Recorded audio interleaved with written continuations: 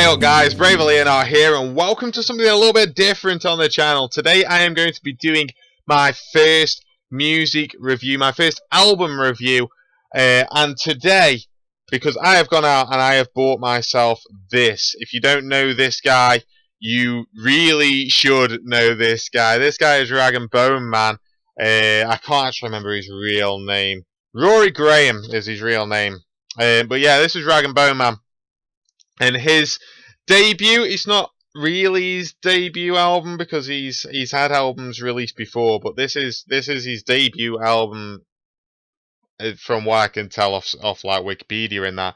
It's called Human, and we are going to be doing a review, a track by track review of this album because I want to start doing little bits like this, reviews. I want to do film reviews, I want to do music reviews, and I got this album and thought, yeah, this is the perfect album to be doing it to. So, without further ado, this is my review of Rag & Bone Man's Human.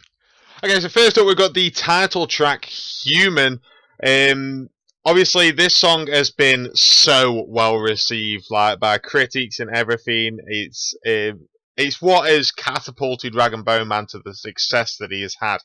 It's pretty much all down to this song. This was the first song that I heard by him, and it really made me think, wow, I need to get this album. I need to listen to this guy. His voice in this song is fantastic. And you'll hear me, this will be a running thing throughout this entire review of this album. The point of the song is that he's got a concept that he wants to get across. He wants to get across the idea that everybody makes mistakes. Everybody has things that they can't change as humans. We can't alter these things, and he's got this idea that he wants to put across. So all the way through the song, all you do is listen to him. You listen to his lyrics, you listen to what he wants to say, and that is just brilliant. The music on this entire album, not just this song, but on this entire album, takes a backseat to what he's got to say, and it's fantastic. The song Human, the melodies are beautiful. And it just really gets the point across that he wants to say, and that's the reason it's so critically acclaimed, is that it's so clever and so brilliant with its delivery. You just can't help but love this, and to start the album with it's just the best way to start the album. So next up we've got Innocent Man. The second track on the album has got a lot more of a groovy feel to it. It's a lot more up-tempo. It's a lot more, like I say, it's got that groove to it. It's got the nice brass instruments going on in there. It's got the lovely bass line underneath. And then what happens here is you're really introduced to Rag & Bone Man's range. He's got a huge range, and in the second to last chorus, when everything drops out and it's just his voice and a little bit of music underneath, you've got such a low part of his range, especially when he gets right down to that understand, when he goes right down well, and then he picks it up for the last chorus, and even though it's only picked up to what the normal chorus is, it sounds huge, and his vocal range is just incredible. And it's not just the range, it's the power on the notes that whenever he's doing like the crime and doing time, those high notes are really up there, but they've still got that power behind them. Again, the lyrics in this song are fantastic. It's kind of almost a similar idea of I'm innocent. It's nothing that I can do. It opens with the line, "I'm being a victim of some sorry circumstances," and it just continues in that vein. It's fantastic, and especially I love the line of where is it? "I ain't guilty, but I'm left fearing the stand," and he's just like, yeah, it's kind of like you're being put on trial, and just you know that you know that your trial is not going to go well, but you are innocent. So he's just got such a deep meaning, and we're on track 2, and there's such a deep meaning to this album. Next up, we've got Skin, another song that we've probably heard on the radio that has been playing all over the place at the moment. I believe it's the second single off the album, and it was actually this was what convinced me. Yeah, I'm gonna get this album because it is just so it's so good. It's so simple, actually. The Skin takes a topic which everybody has sung about. Everybody's sung about a love or a failed love, and Skin just like it takes all of those songs and just makes them better. It talks about being in a relationship which is kind of falling apart, but you can't let go, and you can't let go, you can't let go, and you realize that it's all falling apart, and you know that it is, but you just can't stop. You can't stop thinking. You no matter what, you'll be thinking about them. And the good thing about that is that a lot of people have gone through that. A lot of it's very relatable. It's very very relatable from the word go. That song is. Um, the one thing that I will say about this song, I'd really like a little bit of variety um, in the melodies of the second verse. That's I can hear something else. What is the lyric? Is he? It's yeah, carrying the load with wings that feel like stone. I can hear like an extra melody that just kind of lifts it a little bit, and you know, it just add a little bit of variety to the song. But other than that, that's just nitpicking. That's just something that I can hear a little bit differently to what he put out, and that's fine. These things do happen. But yeah, Skin for me it's up there as one of the best songs on the album without a doubt. Um, the simplicity behind it, the the music as well is just so it's so simple and so it feels so intimate. That's what makes Skin really great. Is it feels really intimate with the music, the way that the choir just kind of lifts the song that a little bit more. Uh, yeah, you can't really say it's just such an intimate song, and for me it is up there as one of the best on the album. Track 4 of the album is The Bitter End, and this is the first time for me on the album where you really get to appreciate like how he works with the production, how he works with the just how the album sounds with the vocal work, all of it, how everything ties in. So he's got quite like an a cappella, like boom boom. Yeah, it's like he's got a low a cappella that runs through the intro of this song, and then huge like lifting sort of R's that come up through the chorus.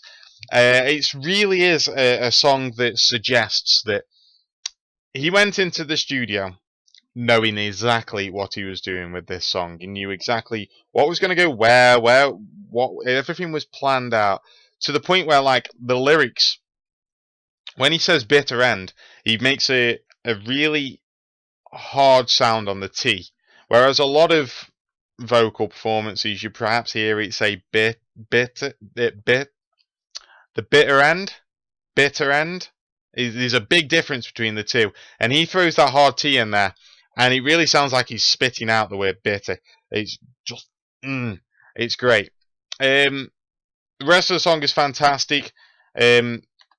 Once again, lyrically, it's just absolute genius. You swear to God at that, but I'm a non-believer. You're losing faith while I've been holding on.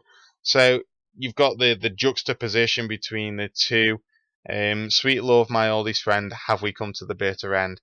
I just this album just brings out so much good. It's so much that everything in music is just in this album. It's fantastic. It really is so far. Be the Man is once again another upbeat song that kind of has that different sort of feel to it on the album. It's got this lovely piano little riff in that's kind of nice. It just sounds nice. We're just running up and down a scale. It's really basic, but it's really, really nice.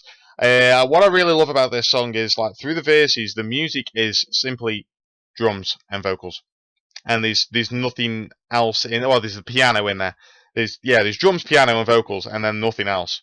and it's like, whoa, okay. And then in the choruses, everything comes in. You got a lot more bass in there. You got, the rest of the instruments, everything else in there as well. And it just kind of, it brings the song up, and it crescendos to every single chorus. It's great. It's great. This song is a lot different on the album. It's completely different. So like the melodies in the chorus, when we're going through changes, changes, changes. Yeah, it's just that's not featured. That sort of nice little flowing. The melodies are really nice. It just feels like a nice song. This does, and again, lyrically, it's just perfection. It is just perfection. All of these songs are just perfection in a different way. He's I don't know how you make something that's just so simple become so great. And Rag and Bone Man has managed it with every single song on this album. But that just leads us into the next song because. So when I was first listening to this album, I was already starting to think that everything on it was just incredible, and it just made me sit up and take note. And then this song came on when I was in my car, and I couldn't stop listening to it. I really could not stop listening to it. Track 6 is Love You Any Less, and it is easily the best song on the album. That's not saying that it is a million miles ahead of everything else, because it can't be a million miles ahead of everything else, but what it can be is just that much better and that much above the rest of the album. It is so haunting. The simplicity of the piano just doing the three notes. It's so haunting, so incredible, and it makes you really listen to the vocals, which is the entire point of this album, is to listen to the vocals and listen to what Rag and Bone Man has to say. It is the epitome of great songwriting. Lyrically, I'm not sure I've ever heard anything quite like the first verse. Sunlight is too much for you to bear. It's high time you came up for air. Don't hide a single thing behind your perfect skin. Don't keep your secrets in a prayer. And then it goes on to talk about all of these things that you've got, all of these secrets that you've got. Don't keep them inside, because it won't make me love you any less. It is incredibly well written, and it immediately, no matter what your experiences are in relationships or in love or anything like that, it makes you sit up and take notice and think, wow, this is powerful stuff. And that is just aided by the music that's underneath being so haunting and so dramatic sounding.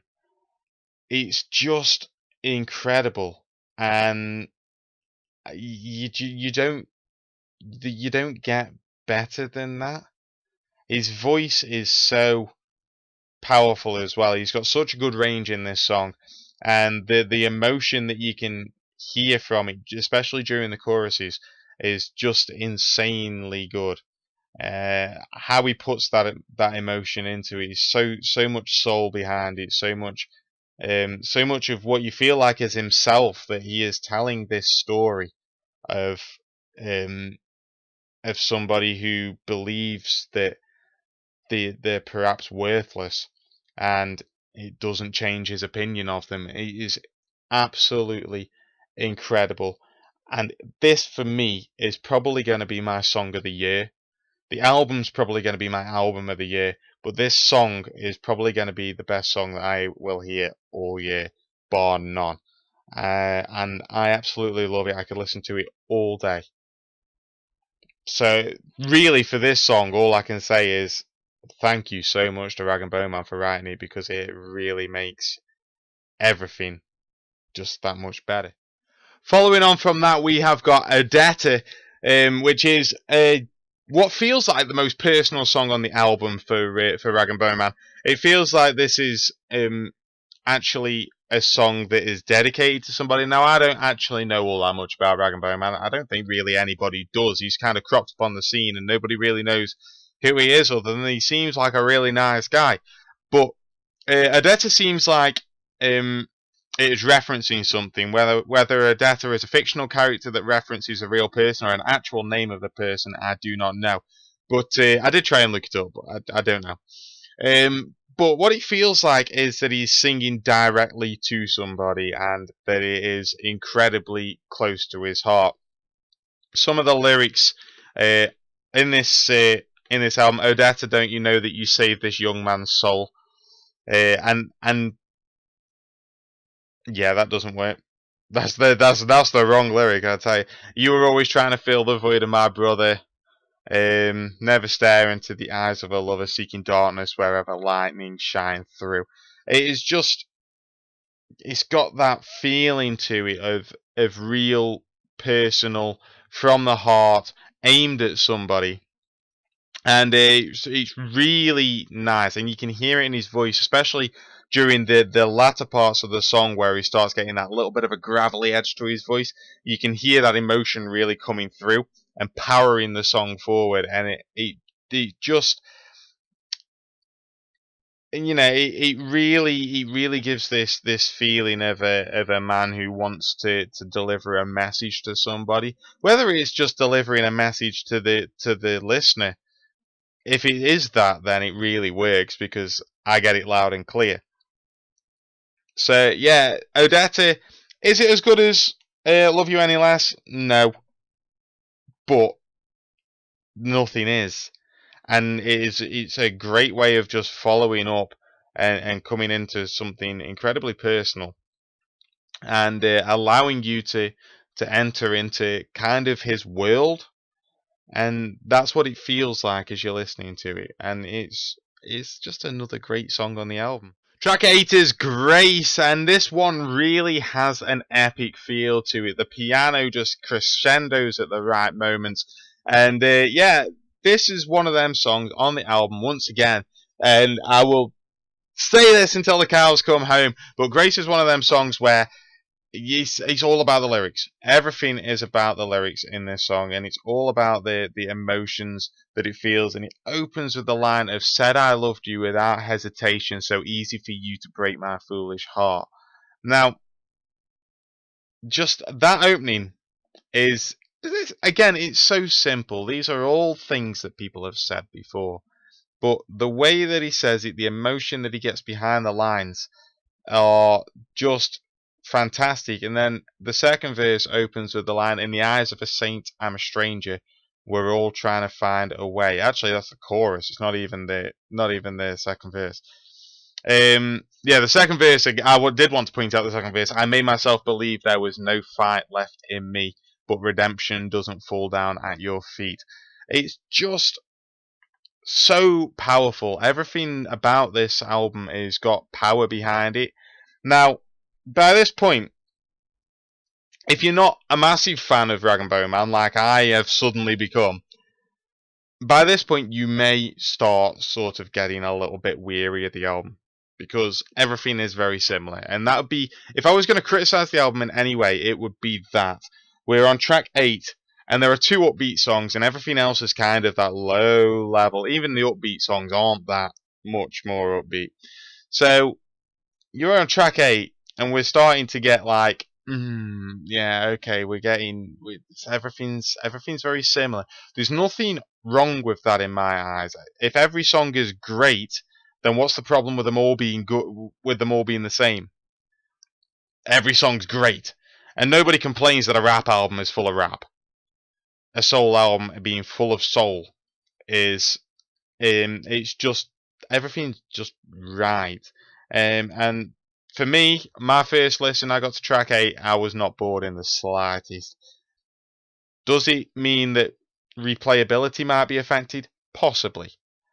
And yeah, possibly it would be, but yeah, by this point, my first listen, I was not bored in the slightest, so it's certainly well worth it for that. And as I say that, we move on to the one of the more versatile songs on the album, Ego. Ego is, again, it feels like it's actually aimed at somebody. I don't know if it really is, but it feels like it is actually aimed at a specific person in Rag and Bone Man's life. It is completely different. He's got a rap in it for a start, and I can't find the name of the rapper who actually sings on it. But yeah, it is completely different on the album again. It's got some lovely piano work, and the piano work sounds really like kind of happy. The way that it sounds all the way through the song, and yeah, again, it's lyrically. Um, it's got some great lyrics to it, especially my favorite is the pre-chorus. Baby, I know my gospel, but I ain't a preacher. Sorry to burst your bubble, but somebody needs to. It's just the rap really works. I'm not a big fan of rap, but what I really like when rap has got a topic, and rap sticks to that topic and actually makes it work and makes it fit with the song, especially when rap features in a song that's not all rap. So yeah, when an MC features on a song and brings out something that actually complements the rest of the lyrics, that's when I really like it, and I really like this collaboration that we've got going on here, even if I can't find the name of the guy who does it. But yeah, I really like the collaboration between the two. It really fits. The chorus is so simple but so great. You've got that brass in there again just to bring out the the chorus a little bit more. And yeah, it's a nice track. It's possibly one of the weaker. I'm looking down the album list. It's possibly one of the weaker ones on the album for me, but it's still a great song. If that's your weak song on the album, you've got a great album. There's nothing more that needs to be said there. We're starting to wind down the album now with Arrow, the third to last song on the album, and Arrow is another big upbeat song, and it's probably actually, I've said that Ego is the most different song on the album. It really is actually Arrow. Arrow is like hugely out there in comparison to the rest of the album. The chorus is so catchy. It's so feel good. You can't help but bounce to it and just kind of dance, and you'll soon learn the lyrics and start singing along to it. Lyrical content to it is decent. It's not as good as what the rest of the album is, but it's that feel of it is just so up there and up tempo, and you just kind of go with it. The production on the song is great. The production on the whole album is great, but the production on Arrow is really good. You get the nice like non-bass chorus right at the start, which is really low but it's just all treble, and then it kicks in with the full song, and you get the full hint of the bass hitting you.